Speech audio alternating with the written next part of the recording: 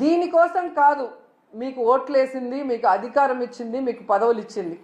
ఇప్పటికైనా ఈ red book అరాచక పాలనని మానేసి ప్రజలకి మీరు ఏదైతే ప్రామిస్ చేశారో ఆ ప్రామిస్ని ఫుల్ఫిల్ చేస్తూ ఈ రాష్ట్ర పరువుని కాపాడమని చంద్రబాబు నాయుడుకి, లోకేష్కి, పవన్ కళ్యాణ్కి తెలియజేసుకుంటున్నాం. ఎందుకంటే పవన్ కళ్యాణ్ గారు ఏదో మత్తులో మాయలో ఉన్నారు. చంద్రబాబు నాయుడు మత్తు మాయలో. కనీసం దావోస్కి మిమ్మల్ని తీసుకెళ్ళలేదు అంటే మీరు వెళ్తే పెట్టుబడులు రావని మిమ్మల్ని తీసుకెళ్లేదా పవన్ కళ్యాణ్ గారు? లేదా గతంలో మీరు ఒక ఇంటర్వ్యూలో దావోస్కి వెళ్ళటం వేస్ట్, దానివల్ల రూపాయి ఉపయోగం లేదని మీరు ఇచ్చిన ఇంటర్వ్యూ వల్ల తీసుకెళ్ళలేదా? లేదా పవన్ కళ్యాణ్ వస్తే లోకేష్కి ఇంపార్టెన్స్ తగ్గిపోతుందని తీసుకెళ్ళలేదా? ఇది మాకు చెప్పకపోయినా పర్లేదు, కనీసం పవన్ కళ్యాణ్కి జనసేన కూలీలకి చెప్పాల్సిన అవసరం ఉందని కూడా ఈ సందర్భంగా తెలియజేసుకుంటున్నా.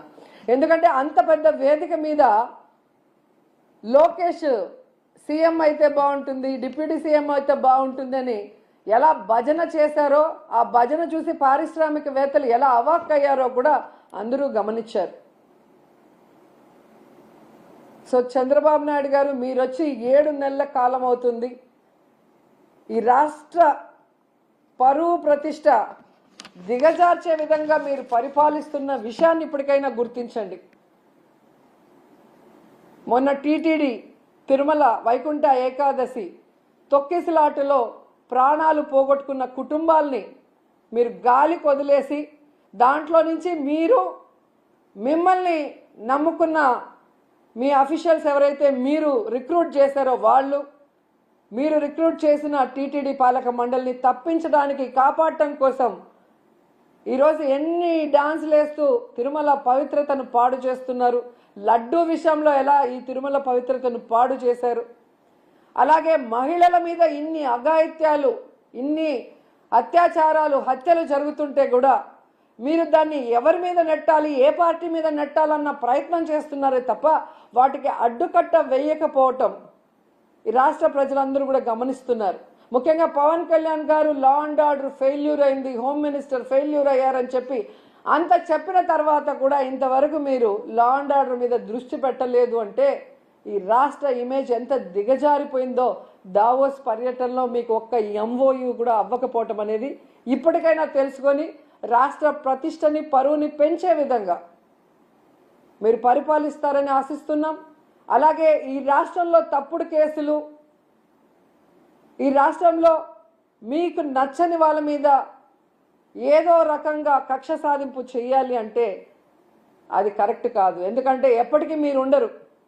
రాబోయే కాలంలో జగన్మోహన్ రెడ్డి గారు ఖచ్చితంగా ముఖ్యమంత్రి అవుతారు. ఎందుకంటే ఇప్పటికే ప్రజలు మీకు ఓటేసిన దానివల్ల వేసిన వాళ్ళు బాధపడుతున్నారు. ఈవీఎంల వల్ల మీరు గెలిచారనుకున్న వాళ్ళు మీరు దిగిపోవాలని ప్రార్థనలు చేస్తున్నారు. ఎందుకంటే మీ వల్ల పేదవాళ్ళకి ఉపయోగం లేదు, రాష్ట్రానికి ఉపయోగం లేదు, ఏ వర్గానికి కూడా ఉపయోగం లేదు. కాబట్టి ఇప్పటికైనా మీరు మీ సీనియారిటీని ఇచ్చిన మాట నిలబెట్టుకోవడంలో పెట్టండి. ఈ రాష్ట్రంలో పుట్టినందుకు 4 సార్లు ముఖ్యమంత్రిని మిమ్మల్ని చేసినందుకు ఈ రాష్ట్ర ప్రజలకు ఇచ్చిన వాగ్దానాలు నెరవేరుస్తూ ఈ రాష్ట్ర ప్రతిష్టని పెంచే విధంగా ముందుకు వెళ్ళండి. ఇప్పటికైనా అబద్ధాలు చెప్పడం మానేయండి అని కూడా ఈ సందర్భంగా తెలియజేసుకుంటూ, నిజంగా ఈరోజు ఒక్క ఎంఓయూ కూడా జరగకుండా వీళ్ళు తిరిగి రావటం వీళ్ళకి సిగ్గు అనిపించడం లేదేమో కానీ ఈ రాష్ట్రంలో ఉన్న ఒక ప్రజల్లాగా, అంటే ఒక ఓటర్ లాగా లేదా ఒక లీడర్ లాగా మేమైతే పక్క రాష్ట్రాల వాళ్ళ ముందు మొహం చూపించలేక సిగ్గుపడుతున్నాం.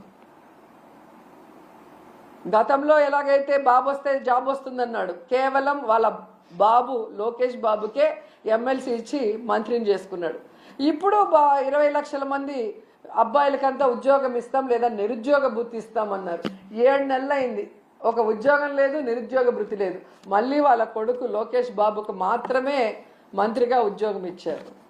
సో ఈ రాష్ట్ర ప్రజలు బాగా గమనించండి.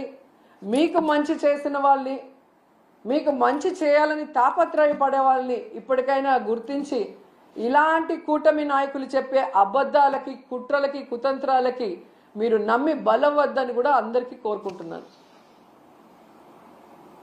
ఏరోప్లేన్ అలాగే పోర్ట్స్ ఇవన్నీ కూడా అంటే ట్రాన్స్పోర్ట్ ఇది కరెక్ట్గా ఉంటేనే అక్కడ పెట్టడానికి అవకాశం ఉంటుంది. మీరు చూస్తే జగన్మోహన్ రెడ్డి గారు ముఖ్యమంత్రిగా ఉన్నప్పుడు ఇవన్నీ కూడా ఎంత చక్కగా చేశారో మీ అందరూ కూడా గమనించవచ్చు.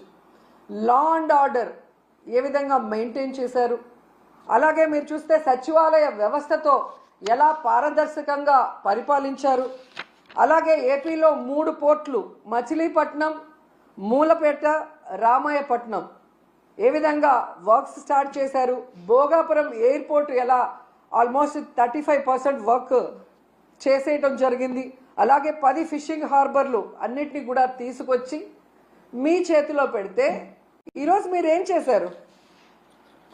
జగనన్న పారిశ్రామికవేత్తల కోసం రెడ్ కార్పెట్ వేసి ఫ్రెండ్లీ స్టేట్గా ఇన్వెస్ట్ చేయడానికి దాన్ని ఏర్పాటు చేసి మీ చేతికి ఇస్తే ఈరోజు మీరు రెడ్ బుక్ రాజ్యాంగం అంటూ రాష్ట్రం చేయాలి అంటే అది కరెక్ట్ కాదు. ఎందుకంటే ఎప్పటికీ మీరు ఉండరు. రాబోయే కాలంలో జగన్మోహన్ రెడ్డి గారు ఖచ్చితంగా ముఖ్యమంత్రి అవుతారు. ఎందుకంటే ఇప్పటికే ప్రజలు మీకు ఓటేసిన దానివల్ల వేసిన వాళ్ళు బాధపడుతున్నారు. ఈవీఎంల వల్ల మీరు గెలిచారనుకున్న వాళ్ళు మీరు దిగిపోవాలని ప్రార్థనలు చేస్తున్నారు. ఎందుకంటే మీ వల్ల పేదవాళ్ళకి ఉపయోగం లేదు, రాష్ట్రానికి ఉపయోగం లేదు, ఏ వర్గానికి కూడా ఉపయోగం లేదు. కాబట్టి ఇప్పటికైనా మీరు మీ సీనియారిటీని ఇచ్చిన మాట నిలబెట్టుకోవడంలో పెట్టండి. ఈ రాష్ట్రంలో పుట్టినందుకు 4 సార్లు ముఖ్యమంత్రిని మిమ్మల్ని చేసినందుకు ఈ రాష్ట్ర ప్రజలకు ఇచ్చిన వాగ్దానాలు నెరవేరుస్తూ ఈ రాష్ట్ర ప్రతిష్టని పెంచే విధంగా ముందుకు వెళ్ళండి.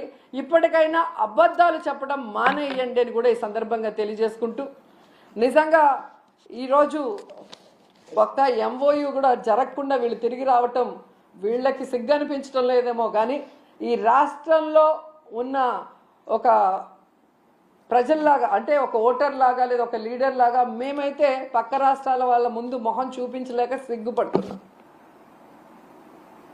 గతంలో ఎలాగైతే బాబు వస్తే జాబ్ వస్తుందన్నాడు, కేవలం వాళ్ళ బాబు లోకేష్ బాబుకే ఎమ్మెల్సీ ఇచ్చి మంత్రిని చేసుకున్నాడు.